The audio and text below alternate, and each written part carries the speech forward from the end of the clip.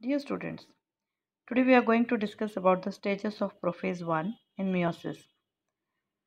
In our previous lectures, we had gone through the process of meiosis 1 and meiosis 2. We are going to discuss only prophase 1 of meiosis. And we know that prophase 1 is typically longer and more complex when compared to prophase of mitosis. Mitosis में prophase की अवस्था काफ़ी simple होती है और different होती है, और जबकि मियोसिस में ये टिपिकल होता है। क्यों होता है टिपिकल, ये हम जानेंगे इस लेक्चर में। Now as we know that meiosis is the type of cell division by which germ cells are produced, and what are these germ cells? These are eggs and sperms. So one parent cell produces 4 daughter cells. Daughter cells have half the number of chromosomes found in the original parent cell. ये सब हमने पिछले lecture में पढ़ा था कि meiosis जो है सेल डिवीजन है जो जर्म सेल्स में होता है और एग और स्पर्म का प्रोडक्शन करते हैं। जो पेरेंट कोशिका है वो जब डिवाइड होता है मियोसिस के प्रोसेस से तो 4 डॉटर सेल्स होते हैं, यानी एक पेरेंट सेल से 4 डॉटर सेल्स प्रोड्यूस होते हैं। और ये जो डॉटर सेल्स हैं इनके अंदर जो क्रोमोसोम की संख्या है वो आधी होती है। पेरेंट सेल 2n नंबर यानी डिप्लॉयड होता है, जबकि डॉटर सेल्स जो है वो n नंबर क्रोमोसोम्स के होते हैं, यानी हैप्लॉयड नंबर ऑफ क्रोमोसोम्स होते हैं। Now during meiosis DNA replicates once but the nucleus divides twice. हमने ऐसा क्यों कहा है? क्योंकि मियोसिस जो है 2 अवस्थाओं में कंप्लीट होता है। The first division is known as the reduction division. Meiosis 1 में रिडक्शन डिवीजन होता है जिसमें क्रोमोसोम की संख्या आधी हो जाती है, और जो मियोसिस सेकेंड है वो बिल्कुल माइटोसिस के जैसे ही होता है। तो डीएनए तो सिर्फ एक ही बार रेप्लिकेट होता है, बट न्यूक्लियस जो है वो 2 बार डिवाइड होता है। तो मियोसिस के अंदर हमने स्टडी किया था interphase meiosis 1 and meiosis 2। Meiosis 1 में प्रोफेज 1, मेटाफेज 1, एनाफेज 1 और टीलोफेज 1 होता है। साइटोकाइनेसिस के बाद जो है वो 2 डॉटर सेल्स बनते हैं, बट दोनों ही जो है आधे संख्या होती है उनके अंदर क्रोमोसोम्स की। The 2 daughter cells they contain half number of chromosomes. अब इसमें जो है प्रोफेज 1 जो है उसमें 5 स्टेजेस होते हैं: leptotene, zygotene, pachytene, diplotene and डाइकेनेसिस। Now this prophase 1 is the longest in duration compared to prophase in mitosis. Mitosis के कंपैरिजन में प्रोफेज जो मियोसिस में होता है वो काफ़ी लंबा होता है, and it takes about 85 to 95% of total time for meiosis and also much more complex. Time भी ज़्यादा लेता है 85 से 95% तक, और इसकी जो प्रक्रिया है वो भी कॉम्प्लेक्स है। 5 अवस्थाएं होती हैं, 5 स्टेजेस होती हैं: leptotene, zygotene, pachytene, diplotene and डाइकेनेसिस। Leptotene, it is the first stage of prophase. It is known as leptotene और लेप्टोनीमा भी कहते हैं इसको। All the chromosomes begin to condense, so they become visible as fine thread. Leptotene में जो है इस अवस्था में क्रोमेटिन थ्रेड्स जो हैं वो लंबे और क्लियरली विजिबल होते हैं लाइट माइक्रोस्कोप के under. There is marked increase in the nuclear volume. Nucleus जो है वो बड़ा होने लगता है वॉल्यूम, और उसके अंदर जो है होमोलॉगी सर्च यानी होमोलॉगस क्रोमोसोम्स आपस में नज़दीक आना शुरू होते हैं। At this stage what we see that all the chromosomes in nucleus remain directed towards centriole. So group of chromosomes in nucleus appear like a bouquet in animal cell. Animal कोशिका में सभी क्रोमोसोम्स जो हैं वो centriole की तरफ face करते हुए होते हैं, तो एक फूलों का गुलदस्ता की तरह दिखाई देते हैं। Therefore the chromosomes are clearly visible in this leptotene stage. और इसके अंदर जो होमोलोगस क्रोमोसोम्स हैं वो पेयरिंग करना शुरू करते हैं, यानी सर्च होता है और क्रोमोसोम्स जो होमोलोगस होते हैं वो एक दूसरे के नज़दीक आते हैं। जाइगोटिन स्टेज को हम जाइगोनीमा भी कहते हैं, and this stage begins with the initiation of pairing between homologous chromosome and it ends with complete pairing. Zygotene में क्या होता है, पेयरिंग शुरू होती है, होमोलोगस क्रोमोसोम्स हैं उनके बीच में पेयरिंग शुरू होती है। If you see homologous chromosomes, they start pairing with one another. The process of pairing between homologous chromosome is known as synapsis. इसको हम synapsis कहते हैं। तो अगर प्रश्न आए कि synapsis कौन से स्टेज में होता है तो that is zygote.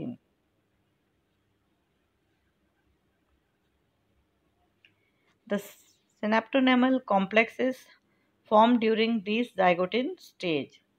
At the completion of zygote, the paired homologous takes the form of bivalents. बाइवेलेंट्स यानी दो दो क्रोमोसोम्स जो हैं वो एक दूसरे के नज़दीक आते हैं।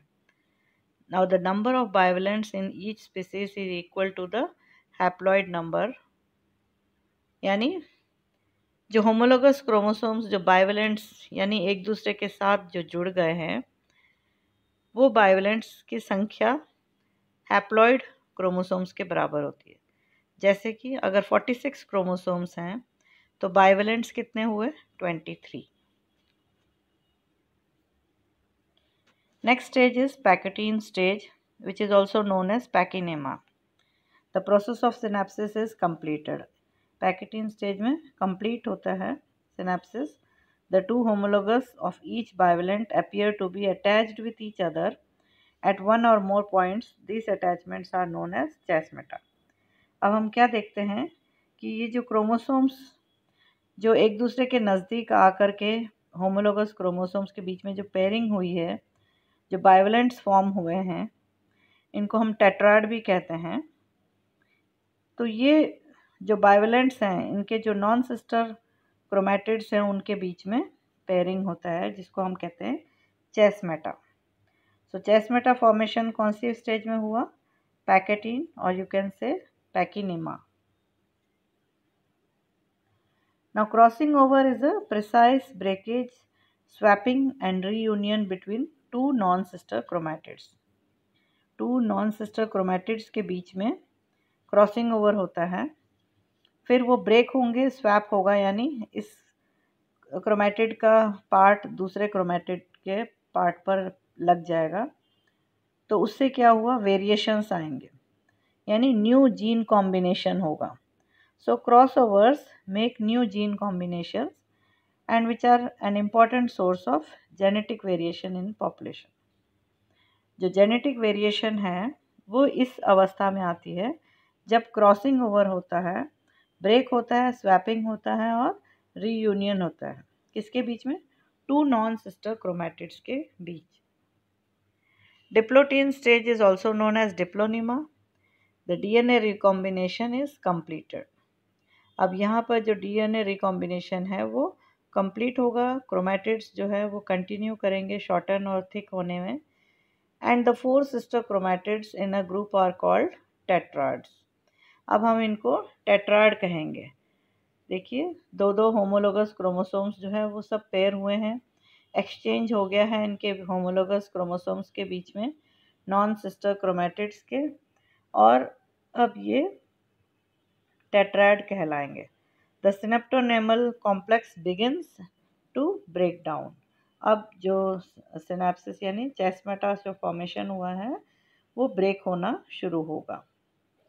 The paired chromatids begin to pull apart causing the strands to separate longitudinally.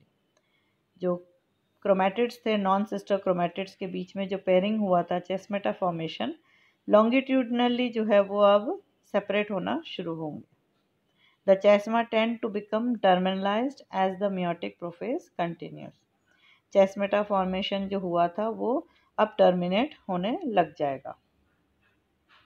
The chromosomes become shorter and thicker due to condensation during the stage diakinesis.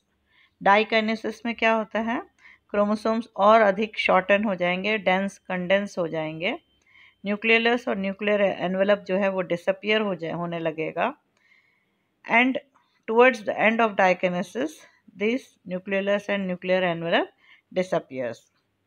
Spindle apparatus becomes organized. The centrioles migrate away from one another. यानी to opposite poles पे पहुंच जाएंगे centrioles और spindle fibres जो हैं वो बन जाएंगे। The spindle apparatus is well organized in this dikinesis stage. You can see the centrioles have gone to the opposite ends. Spindle fibre green colour में आप देख सकते हैं, और जो टेट्राड्स जो हैं वो जो नॉन सिस्टर क्रोमेटिड्स जो है वो अलग अलग हो गए हैं। चेस्मेटा जो है वो टर्मिनलाइज हो गया है and these टेट्राड्स now attach with the spindle apparatus.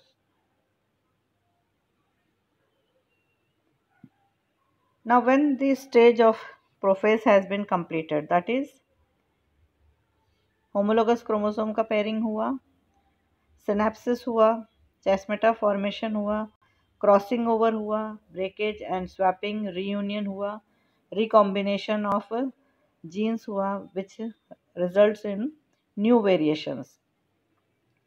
फिर डाइकाइनेसिस में जो है न्यूक्लियर मेम्ब्रेन और न्यूक्लियर एनवेलप डिसअपियर हो जाएगा, स्पिंडल apparatus वेल ऑर्गेनाइज्ड हो जाएगा। अब मेटाफेज स्टेज में ये बाइवेलेंट्स जो है वो मेटाफेज प्लेट यानी बिल्कुल सेंटर में अरेंज हो जाएंगे। One homologue will be pulled away by the metaphase plate में जो सेट होकर के रहे हैं स्पिंडल फाइबर्स जो है उनको अब पुल करना शुरू करेंगे। The centromeres of homologous chromosomes of each bivalent stretch out on either side. जो होमोलोगस क्रोमोसोम्स के सेंट्रोमियर्स हैं वो ऑपोजिट डायरेक्शन में खींचने लग जाएंगे। The centrioles are at opposite poles of the cell. Spindle fibers from one pole of the cell attach to one chromosome and spindle fibers from the opposite pole attach to the homologous chromosome. जो homologous chromosomes में pairing जो हुआ था वो सब metaphase plate पर आकर के लाइन अप हो गए हैं।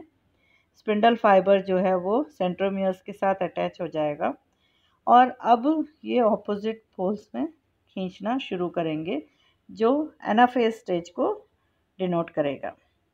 The chromosomes move to opposite poles, the microtubules and the kinetochore fibres interact which cause the movement.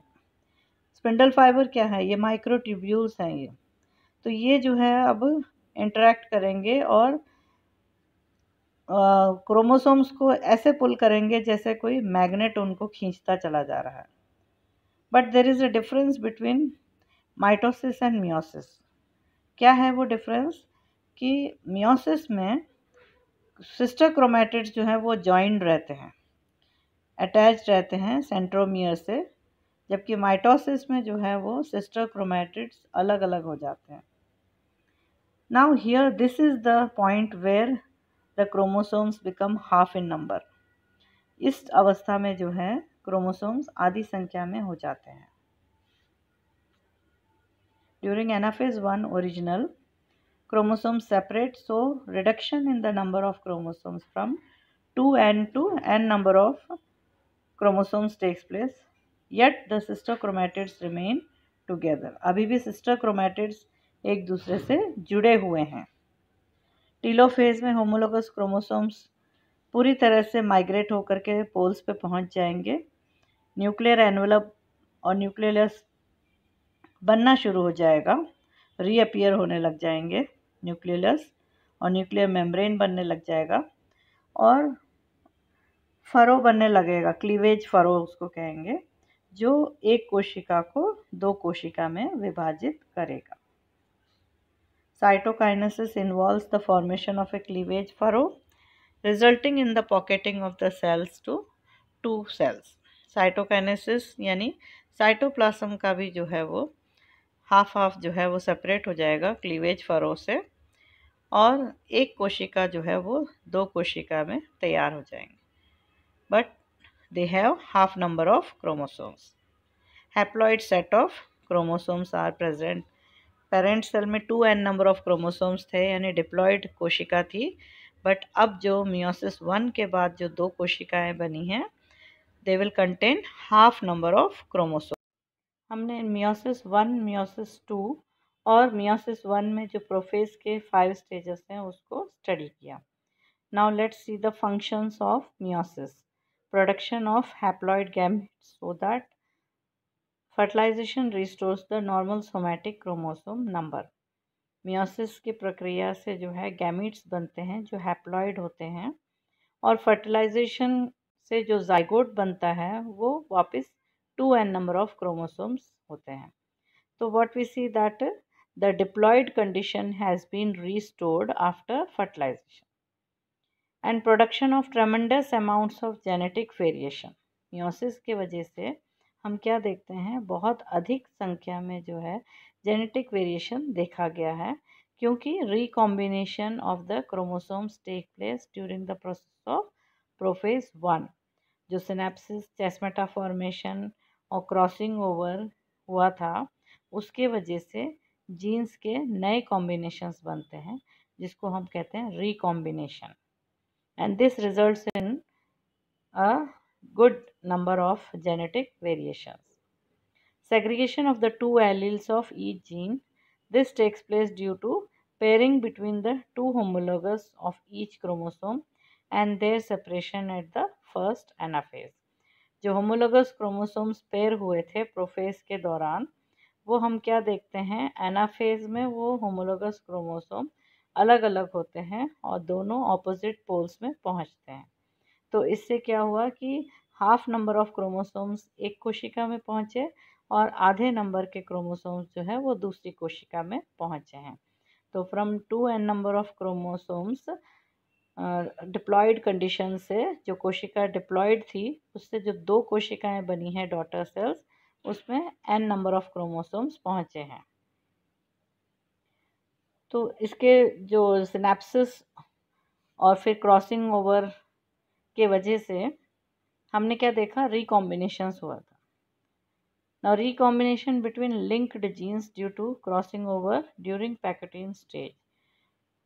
जो लिंक्ड होते हैं जीन्स वो क्या हुआ, अलग अलग हुए हैं क्रॉसिंग ओवर के वजह से, तो इससे क्या है, नए कॉम्बिनेशंस बन पाए हैं। Meiosis facilitate segregation and independent assortment of chromosomes. Prophase 1 के दौरान मियोसिस का जो है वो सेग्रीगेशन होता है, रिकॉम्बिनेशन होता है, जेनेटिक वेरिएशंस आते हैं, और मेटाफेज स्टेज में जो है इंडिपेंडेंट असॉर्टमेंट होता है क्रोमोसोम्स का। तो this meiosis facilitates this segregation and independent assortment of the chromosomes and the genes.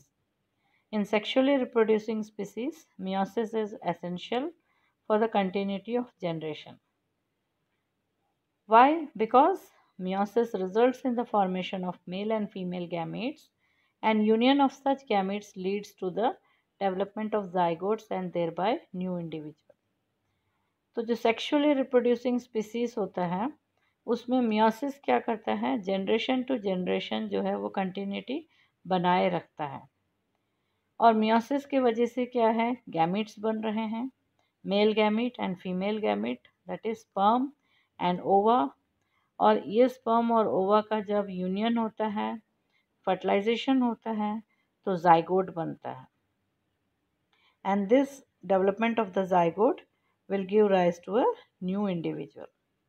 So I hope meiosis, the typical cell division, is very clear to you all. Thank you so much.